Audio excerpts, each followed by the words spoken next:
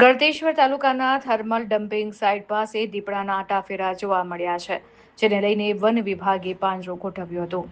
ગળતેશ્વર તાલુકાના સાગોલ ગામ પાસે આવેલી થર્મલની ડમ્પિંગ સાઇટ વિસ્તારમાં છેલ્લા એક સપ્તાહથી દીપડાની અવરજવર જોવા મળતા સ્થાનિકોમાં ફફડાટ વ્યાપી ગયો છે. રહેણાંક અને કાર્યક્ષેત્રની નજીક દીપડો દેખા દેતો હોવાથી લોકોની સુરક્ષાને ધ્યાનમાં લઈ વન વિભાગને જાણ કરવામાં આવી હતી. ગ્રામજનોની રજૂઆત બાદ વન વિભાગના અધિકારીઓ તાત્કાલિક હરકતમાં આવ્યા છે અને દીપડાને સુરક્ષિત રીતે પકડવા માટે વન વિભાગ દ્વારા ડમ્પિંગ સાઇટ નજીકના વિસ્તારમાં પાંજરો ગોઠવી તેને કેદ કરવાની કવાયત હાથ ધરવામાં આવી છે.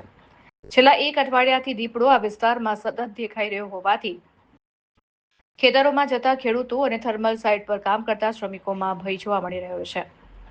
વન વિભાગે પણ સ્થાનિકોને સાવચેત રહેવા અને રાત્રિના સમય એકલા બહાર ન નીકળવા સૂચના આપી છે. હવે જોવાનું એ રહ્યું કે દીપડો ક્યારે પાંજરે પુરાય છે અને અહીંની પ્રજા ક્યારે ભયમુક્ત બને છે.